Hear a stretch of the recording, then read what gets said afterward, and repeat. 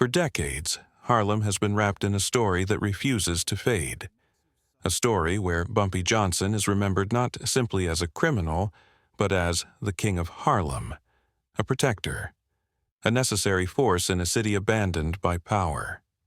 In movies, Bumpy Johnson moves with calm authority, speaking softly while everyone else listens, portrayed as a man who kept order when the streets threatened to collapse, someone who stood between Harlem and exploitation.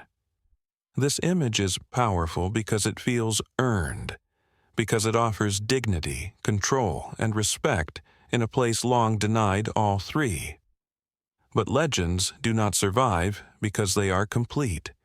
They survive because they are selective. What the camera chooses to show and what it quietly leaves out matters more than any speech or heroic moment. Behind the cinematic version of Harlem's protector exists a far more uncomfortable reality, one defined by real violence, years behind prison walls, and a life shaped not by victory, but by consequences that never stopped accumulating. This is where the myth begins to fracture, because it forces a dangerous question. Was Bumpy Johnson protecting Harlem, or was Harlem the price he paid for power? This video is not about erasing his influence or pretending his presence meant nothing. It is about exposing the distance between the man we were shown on screen and the man who lived, fought, and aged in real life, and understanding why that gap reveals a story of power, survival, and tragedy far darker than the legend ever allowed us to see. In films and television, Bumpy Johnson is presented as a version of power that feels almost reassuring. A man who dominates Harlem not through chaos, but through control, intelligence, and quiet authority.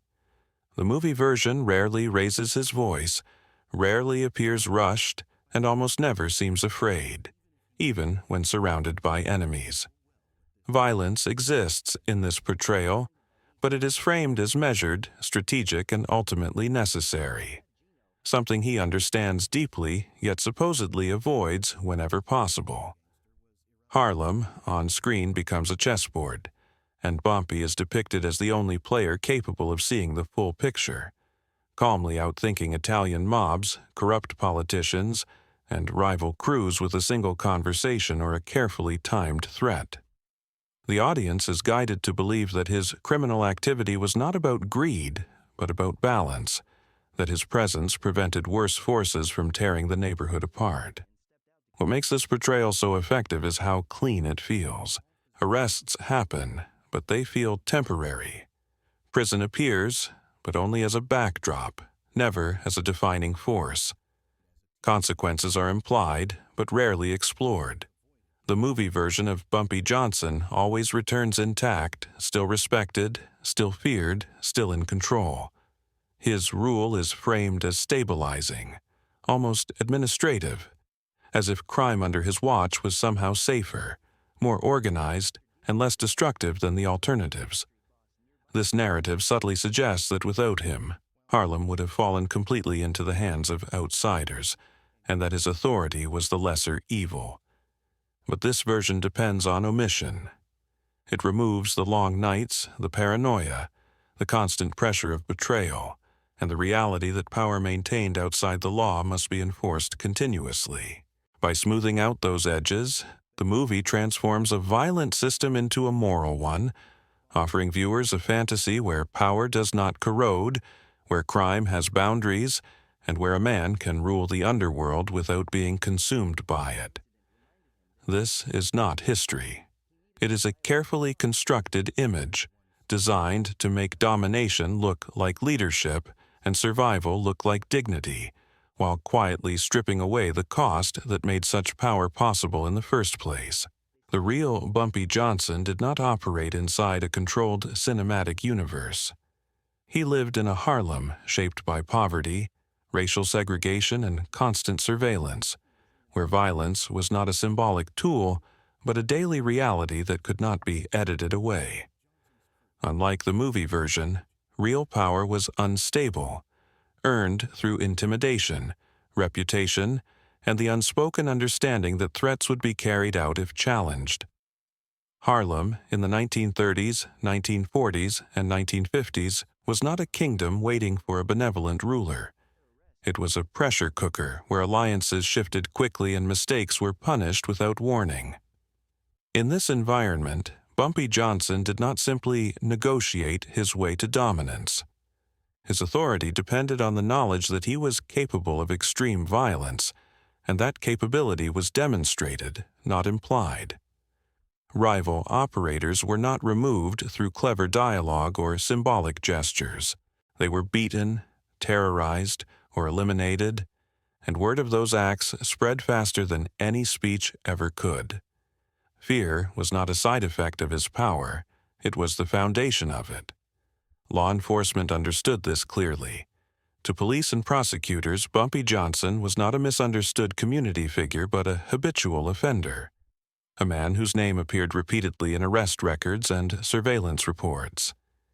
Each encounter with the system reinforced the same pattern: brief freedom, renewed conflict, and an inevitable return to violence. This cycle did not create stability. It created constant tension, both for those under his control and for Bumpy himself. What the movies avoid showing is how this environment reshaped him.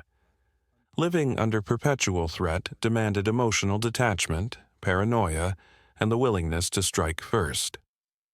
Trust became a liability. Loyalty was transactional. Every relationship carried the possibility of betrayal, and every show of weakness invited challenge. This was not the life of a calculated statesman of the streets. It was the life of a man locked into an escalating contest where survival required continual proof of dominance.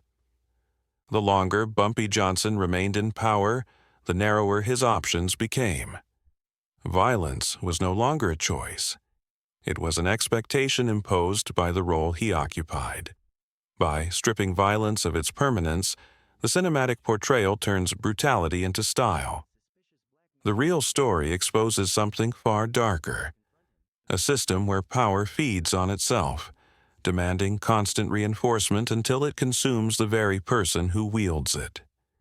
This was the reality behind the legend, a reality where every act of control carried consequences that accumulated quietly, shaping a future far more tragic than the myth ever admits. If there is one truth the movies consistently soften, it is prison. Yet prison was the single most defining force in the life of Bumpy Johnson. On screen, incarceration appears brief, almost procedural, a pause in the narrative before power is restored. In reality, prison was not a pause at all. It was a cycle, repeated over decades, that steadily stripped away influence, safety, and any illusion of control. Bumpy Johnson did not serve one symbolic sentence. He spent years at a time locked behind concrete walls, returning to the streets only to be pulled back again. Each sentence reset his world, erasing alliances, weakening networks, and forcing him to rebuild authority from scratch. Inside prison, reputation did not translate cleanly. Power on the streets meant little in a system designed to reduce men to numbers, cells, and routine. Violence existed there too, but it followed different rules, governed by guards, informants, and hierarchies that could not be negotiated away. The myth suggests that Bumpy continued to control Harlem from behind bars, but the reality was harsher. Money slowed. Orders failed to reach their targets. Trusted lieutenants made decisions without him, sometimes against his interests.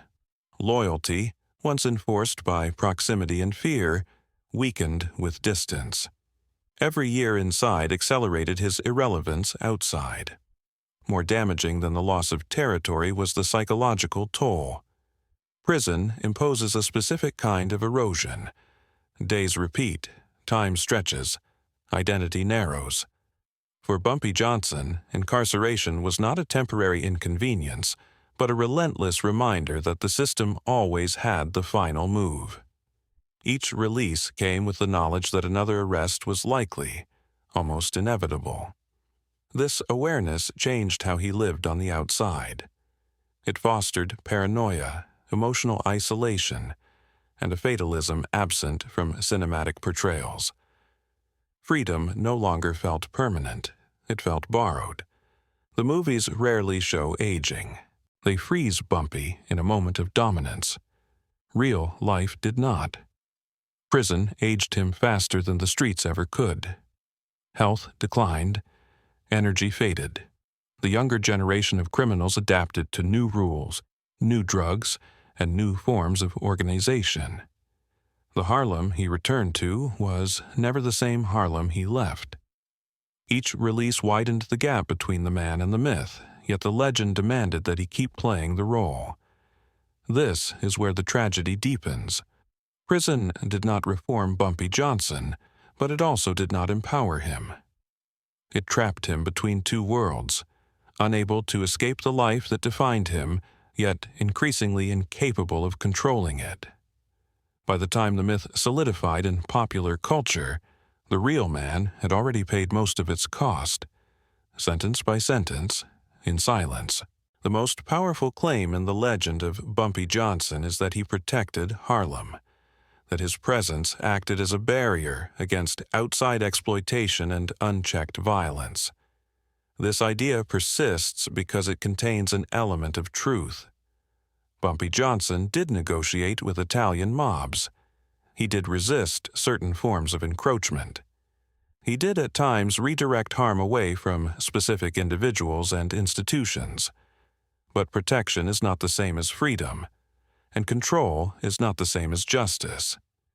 What the myth transforms into guardianship, reality reveals as a different kind of confinement. Under Bumpy's rule, Harlem did not escape the forces crushing it. Poverty remained entrenched. Addiction spread. Illegal gambling and narcotics became normalized economic engines, circulating money while quietly draining the community that depended on them. The structure of power changed hands, but the structure itself remained intact.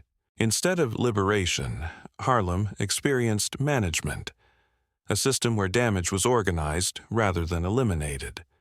For some residents, this arrangement felt safer than chaos.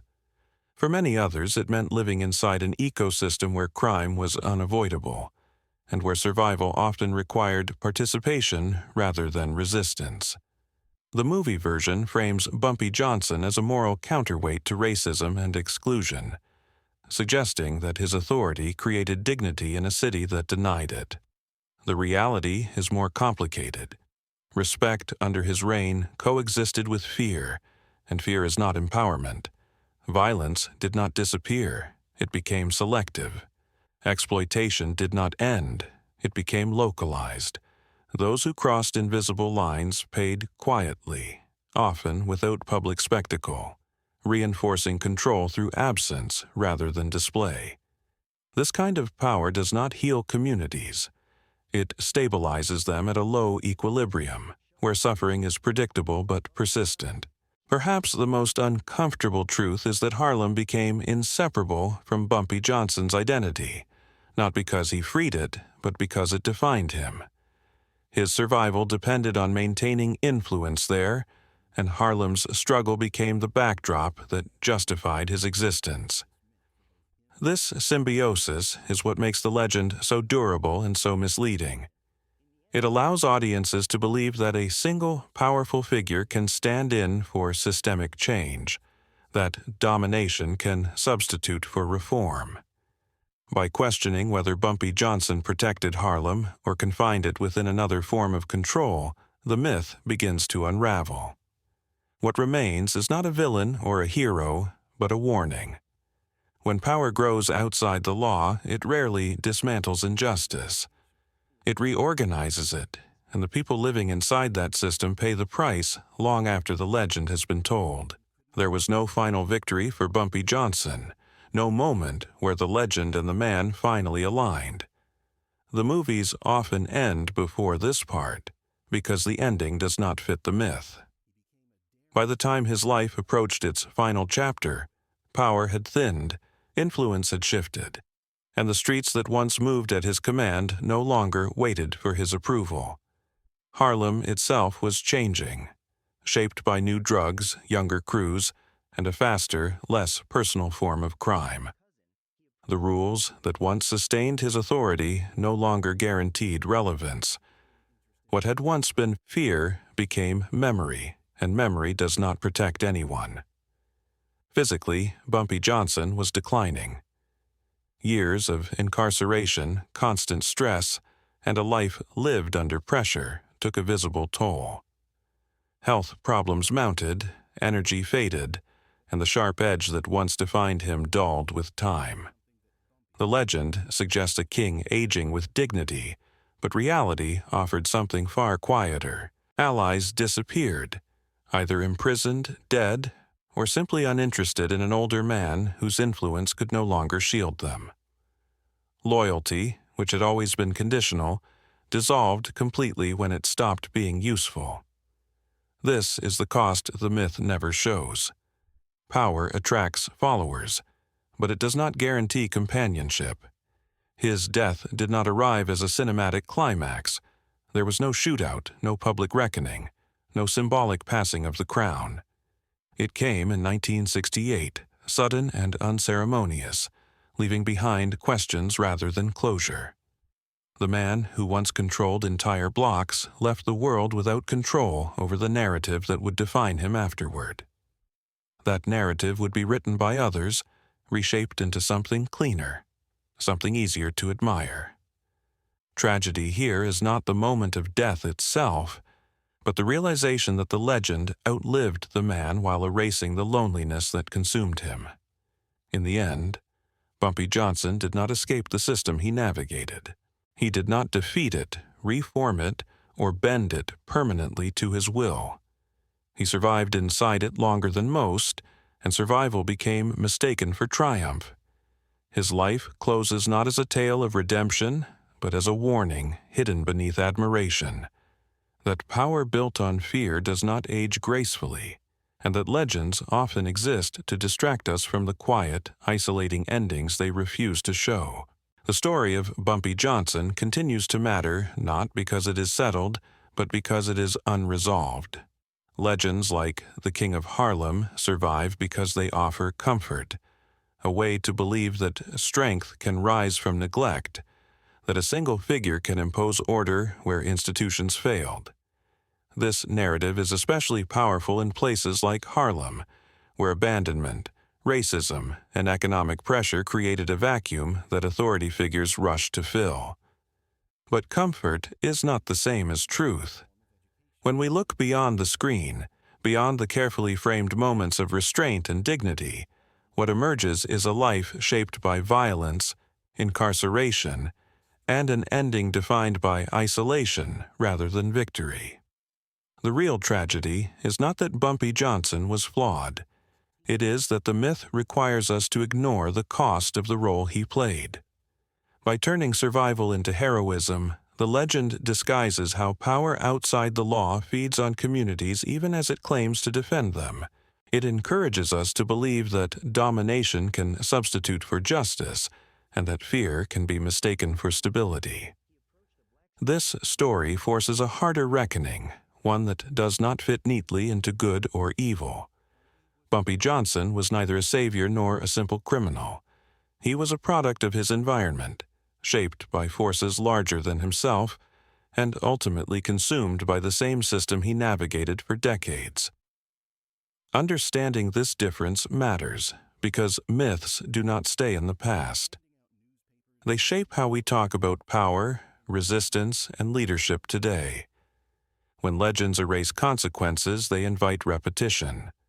The life of Bumpy Johnson stands as a reminder that real change does not come from singular figures ruling the shadows, but from systems that no longer require legends to explain their failures.